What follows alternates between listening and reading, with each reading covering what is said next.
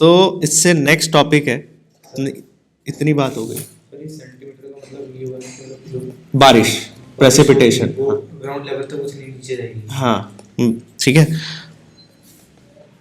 ठीक है, ठीक है, ठीक है। ये अलग अलग बायोम हो गए। अलग अलग बायोम को अफेक्ट करने के लिए अलग अलग यहाँ पर आपको मेजर एबायोटिक फैक्टर्स होते हैं। मेजर एबायोटिक फैक्टर्स होते हैं। मेजर एबायोटिक फैक्टर्स होते हैं। सबसे पहला एबायोटिक फैक्टर हम लिख रहे हैं टेम्परेचर, ठीक है।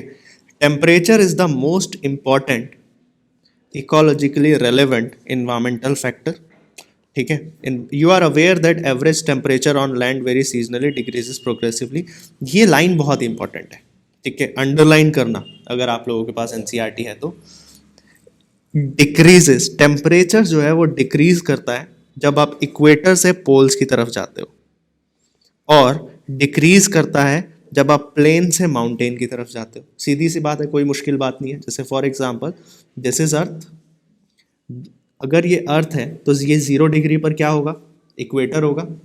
This is your north pole, this is your south pole, ये है 0 डिग्री इक्वेटर। बोल रहा है कि चाहे मैं इक्वेटर से ऊपर की तरफ जाऊं, इक्वेटर से पोल्स की तरफ जाऊं नॉर्थ में, या इक्वेटर से साउथ की तरफ जाऊं, ठीक है, टेम्परेचर क्या होगा, इंक्रीज होगा या डिक्रीज होगा? टेम्परेचर विल ग्रेजुअली, बताओ, इंक्रीज होगा या डिक्रीज होगा? डिक्रीज होगा, ग्रेजुअली डिक्रीजेस, है ना। ऐसे ही टेम्परेचर यहां भी ग्रेजुअली डिक्रीज होगा, ठीक है। तो ये इंपॉर्टेंट लाइन है। दूसरी बात इसने क्या कही, अगर मैं प्लेन एरिया से माउंटेन एरिया में जाता हूं तो भी टेम्परेचर क्या होता है, डिक्रीज होता है, ठीक है। तो भी टेम्परेचर क्या होता है, डिक्रीज होता है। बस ये बात अभी याद रखना, इसका रेलेवेंस हम आगे पढ़ेंगे, ठीक है, आगे बढ़ेंगे। तो अब देखो क्या कह रहा है, कुछ बेसिक टर्म्स रीजन एक्सप्लेन करने के लिए क्वेश्चंस आते हैं ना, सीधे सीधे क्वेश्चन टर्म्स में पढ़ा रहा हूं मैं, कि आपको सीधा सीधा क्वेश्चन दे देगा, ठीक है, सीधी सीधी एनसीईआरटी की लाइन उठा के दे देगा। कई बार हुआ है ये वाला क्वेश्चन कई बार आया है कि mango trees do not and can not grow, ठीक है, ये वाला क्वेश्चन कई बार दिख जाएगा आपको, ठीक है। Mango trees do not and can not grow in temperate countries like Canada and Germany, ठीक है। इसका क्या, किस बात से लेना देना है, आप बोलोगे इसका आंसर लिखते वक्त, और ये सीधी एनसीईआरटी उसने लाइन उठा दी, ठीक है। क्वेश्चन क्या है, यही क्वेश्चन है, हैशटैग डाल देते हैं मीन्स क्वेश्चन। तो क्या कहेगा, mango trees do not grow and can not grow in temperate countries like Canada and Germany. क्या रीजन है, आप सीधा रीजन लिखोगे कि while going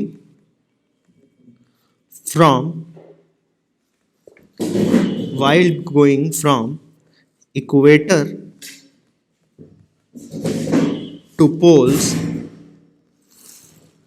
while going from equator to poles, temperature decreases, ठीक है, टेम्परेचर डिक्रीजेस।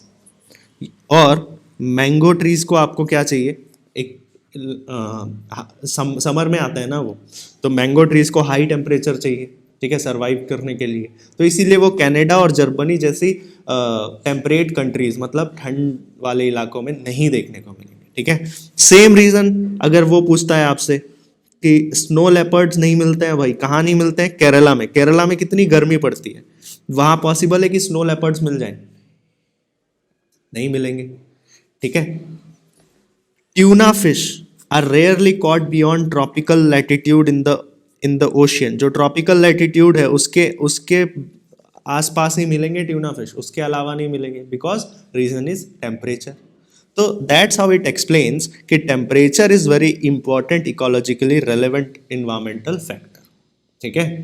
तो किसी भी ऑर्गेनिज्म को सर्वाइव करने के लिए पर्टिकुलर इन्वायरमेंट का होना ज़रूरी है, ठीक है। तो मैंगो ट्रीज, पहला रीज़न क्या मिला हमें, mango trees do not and can not grow in the temperate countries like Canada and Germany. दूसरी बात, snow leopards are not found in Kerala forest, ये दूसरा पॉइंट।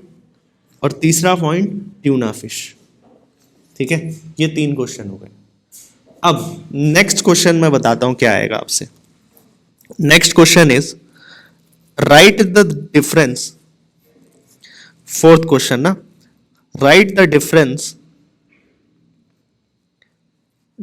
लिखते जाओ, difference between eurythermal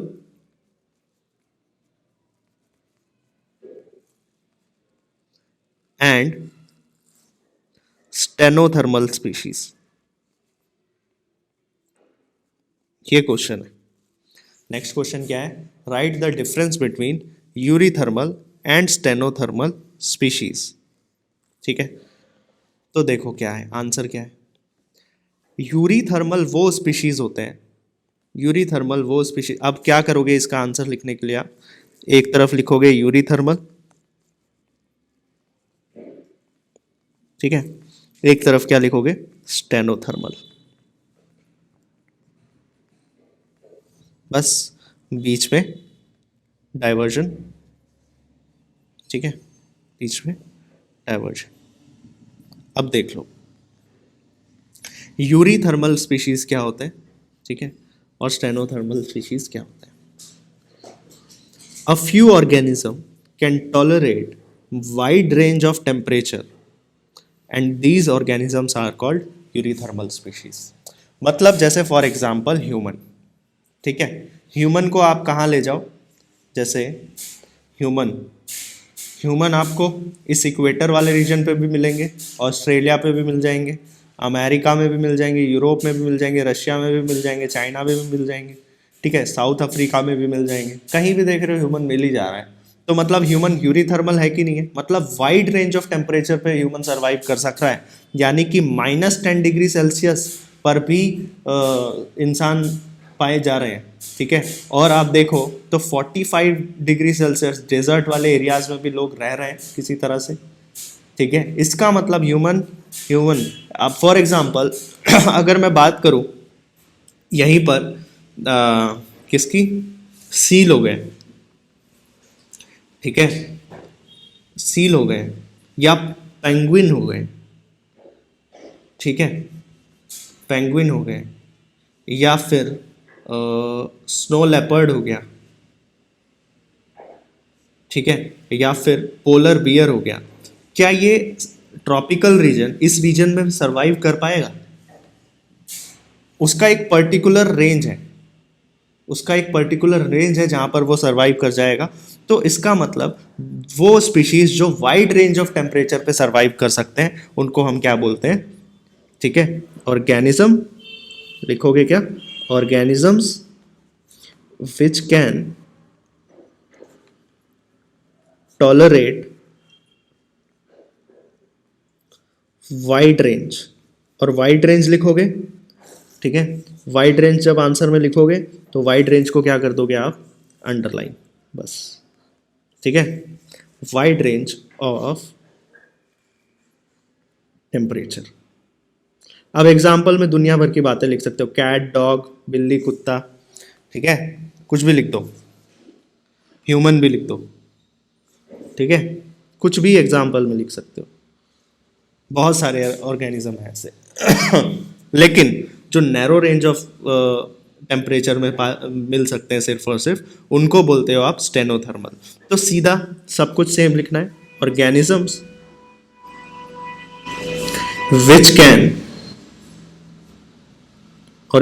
which can tolerate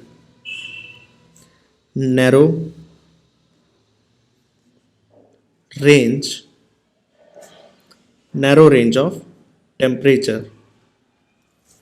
तो यहां पर भी आप क्या करोगे, नैरो रेंज को अंडरलाइन, ठीक है, आर नोन एज स्टेनोथर्मल। जैसे मैंने अभी बहुत सारे एग्जांपल दे दिया आपको, चाहो तो लिख सकते हो, पोलर बियर, यहाँ लिख दो डॉग, कैट, ह्यूमन, ठीक है, एक्सेट्रा। यहाँ लिख दो पोलर बियर, लिख दो स्नो लेपर्ड, ठीक है, ऐसे बहुत सारे स्पीशीज हैं, ओके। पेंगुइन लिख दो, अपने हिसाब से जो भी तुमको लग रहा है, ठीक है। ओके, तो स्टेनोथर्मल, तो बट देखो क्या लिखा है, vast majority of them are restricted to narrow range of temperature. This narrow range of temperature, ऐसे ऑर्गेनिज्म को क्या बोलते हो आप, स्टेनोथर्मल। तो ये इंपॉर्टेंट हो गया है आपका, ठीक है, समझ गए। तो ऐसे ही पूरे चैप्टर में आप समझ गए, कुछ कुछ आंसर्स में साथ साथ लिखवाता रहूंगा, ठीक है, क्योंकि आपको क्वेश्चन और आंसर की फॉर्म में इस चैप्टर को पढ़ना है, ठीक है। बाकी दुनिया भर की बातें हैं कि you can appreciate the significance of temperature to living organism when you realize that it affects the kinetics. ये भी पूछेगा क्या रीज़न है, क्या रीज़न है भाई कि क्या रीज़न है कि मतलब जो ट्यूना फिश है वो रेयरली मिलती है ट्रॉपिकल लैटिट्यूड के आसपास के अलावा, और स्नो लेपर्ड्स नहीं मिलते हैं केरला फॉरेस्ट में, और मैंगो ट्रीज नहीं मिलेंगे आपको कनाडा जर्मनी में। क्यों? क्योंकि क्योंकि सिग्निफिकेंस है टेम्परेचर का, वही लिखा हमने, सिग्निफिकेंस है टेम्परेचर का to living organism when you realize that it affects the kinetics of enzyme and through it the metabolic activities and other physiological function of the organism। बस, ठीक है, यही है। आगे देखो, next important factor is water, next important factor is water. तो water से जो क्वेश्चन आएगा आपसे वो question number 5, question number 5, right the difference, लिखते जाओ, write the difference between urehaline and stenohaline, urehaline and stenohaline species, ठीक है। तो अब दुनिया में जितना भी वाटर मिलता है सारा वाटर एक जैसा नहीं है, कुछ फ्रेश वाटर है, कुछ मैराइन वाटर है, कुछ वाटर जिसमें सेलाइन मतलब कि सॉल्ट का कॉन्सेंट्रेशन बहुत ज़्यादा है जैसे समुंदर का पानी, और कुछ वाटर ऐसा है जहाँ पर सॉल्ट का कॉन्सेंट्रेशन बहुत कम है जैसे कि पॉन्ड वाटर या लेक, है ना, साफ पानी की झीलें, फ्रेश वाटर है, ठीक है। तो ऐसे अगेन डाइवर्जन लगाओगे, यूरीहेलाइन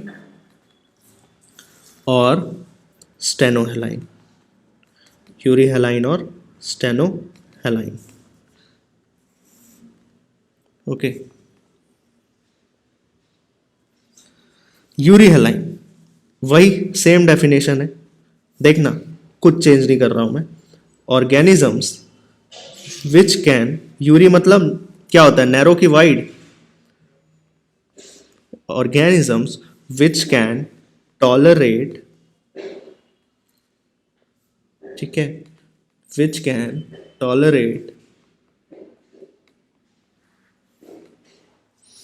wide range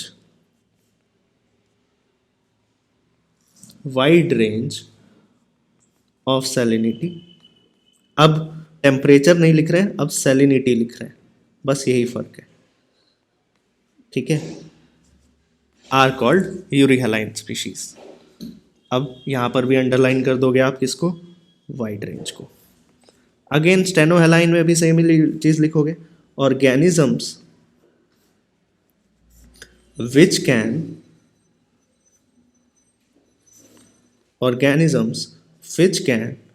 tolerate narrow range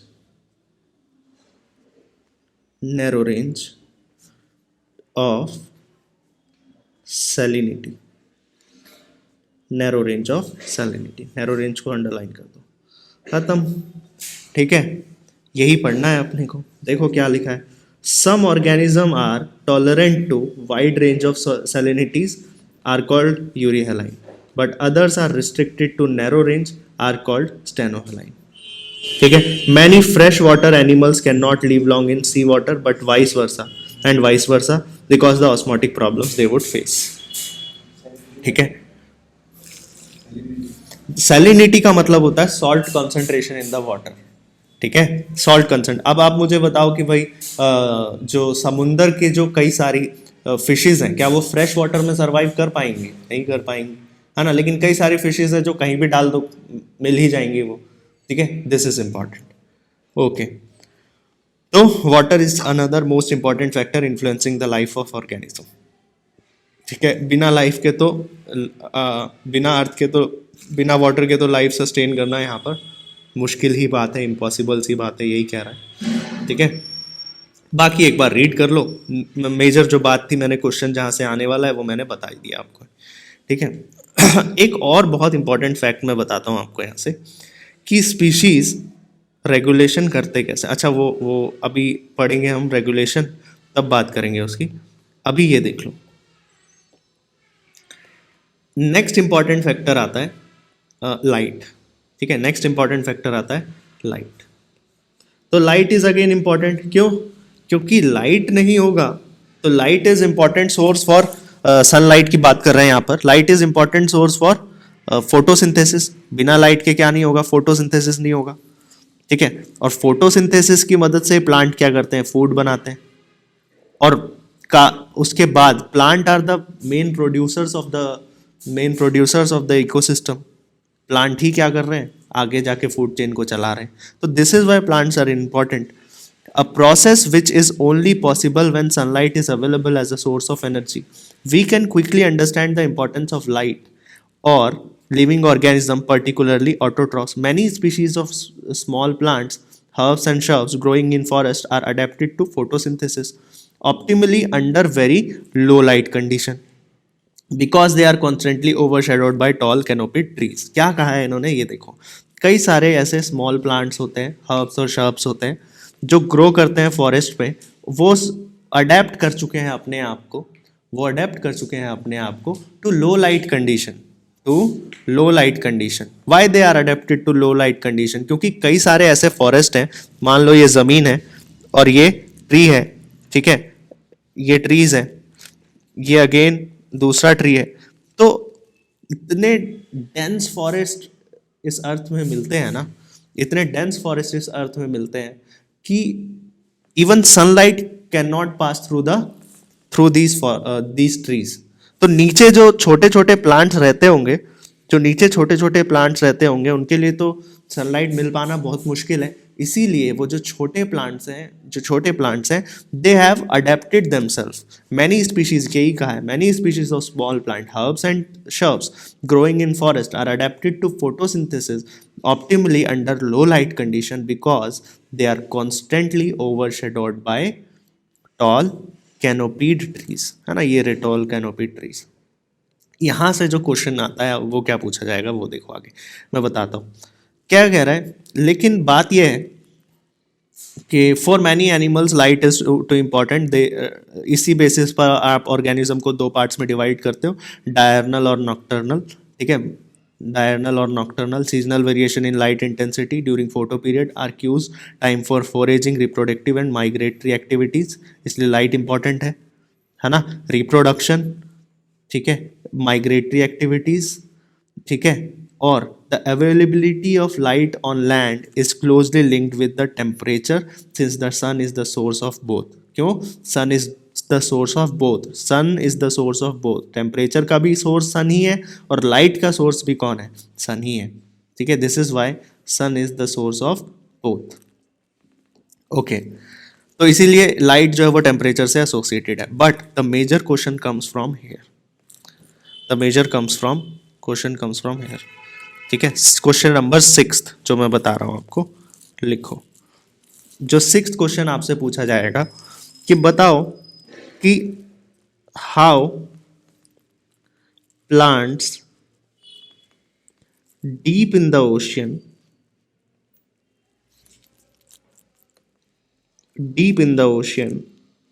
do photosynthesis. वो कैसे फोटोसिंथेसिस करते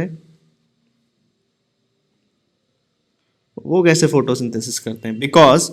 बिकॉज एक टाइम के आने के बाद समुंदर में सनलाइट नहीं पहुंच पाती है। तो deep in the ocean sunlight तो पहुंच ही नहीं रही है, और क्योंकि सनलाइट नहीं पहुंच रही है इसी वजह से अगर आप देखोगे, कभी आपने NGC देखा है, डिस्कवरी चैनल में देखा है, तो समुंदर के अंदर अगर आप देखो तो काफ़ी कलरफुल प्लांट्स देखने को मिलते हैं। ग्रीन प्लांट्स नहीं देखने को मिलते जैसे यहाँ अर्थ में देखने को मिले, लैंड में देखने को मिलेगा। वहाँ मिलेंगे आपको ऑरेंज कलर के, ब्लू कलर के, काफ़ी रेड कलर के प्लांट्स देखने को मिलेंगे। रीज़न, क्लोरोफिल एक्ट ही नहीं कर रहा है वहाँ पे। क्लोरोफिल तो सनलाइट की प्रेजेंस में एक्ट करेगा ना, और सनलाइट तो पहुँच ही नहीं रही है वहाँ।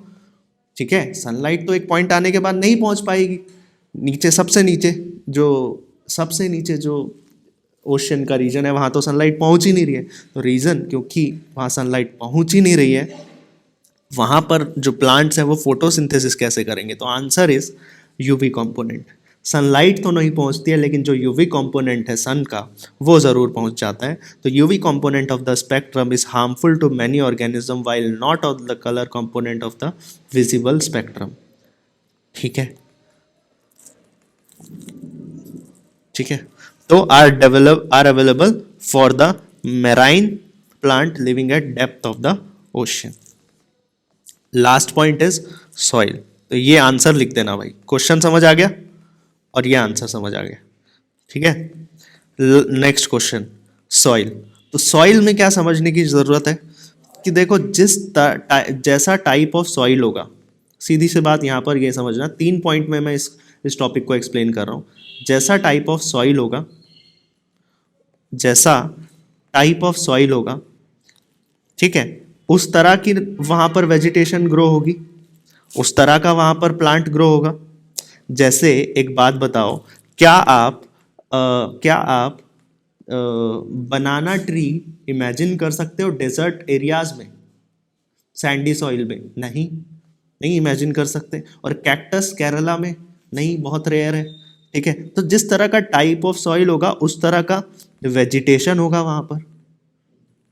ठीक है, जिस तरह का टाइप ऑफ सॉइल होगा उस तरह का वेजिटेशन होगा वहां पर। और जिस तरह का वेजिटेशन होगा, अगेन जिस तरह का वेजिटेशन होगा उसी तरह का तो वहां पर स्पीशीज भी देखने को मिलेगा।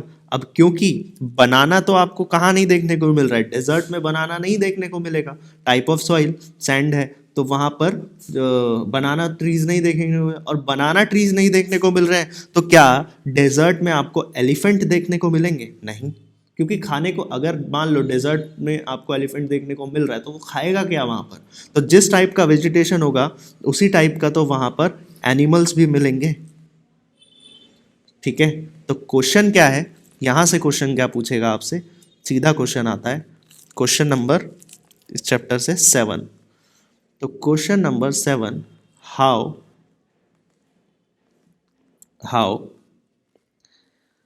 सॉइल, ठीक है, हाउ सॉइल अफेक्ट्स, या सॉइल की क्या इंपॉर्टेंस है।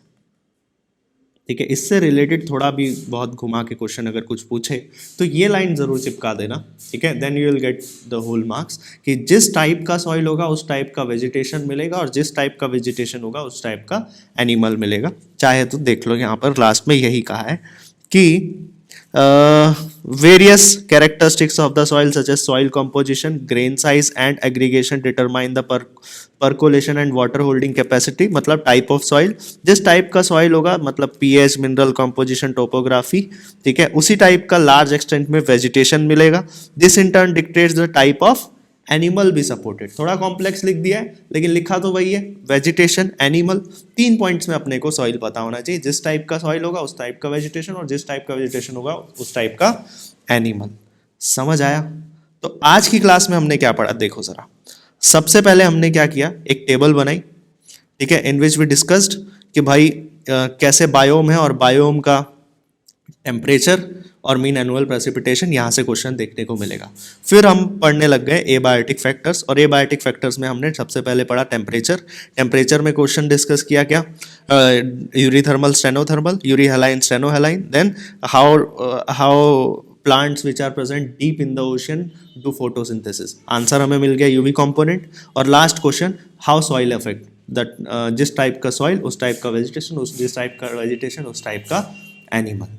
समझ आया? एक बच्चे ने क्वेश्चन पूछा है भाई नीश क्या होता है? नीश का मतलब होता है ग्रुप, नीश का मतलब होता है ग्रुप। समझ आया? किसी को और कोई डाउट है? आ गया टॉपिक समझ? इजी लग रहा है चैप्टर? कोई मुश्किल है? इंटरेस्टिंग चैप्टर है ये, बड़े मजे मजे में निकलेगा। ठीक है, बस जैसे जैसे कराते जा रहे हैं, मैंने बोला 2 चीजें साथ में रखना, एक एनसीईआरटी और अपना नोटबुक। ठीक है, और साथ साथ नोट्स बनाते रहना। किसी को कोई डाउट है? हेलो।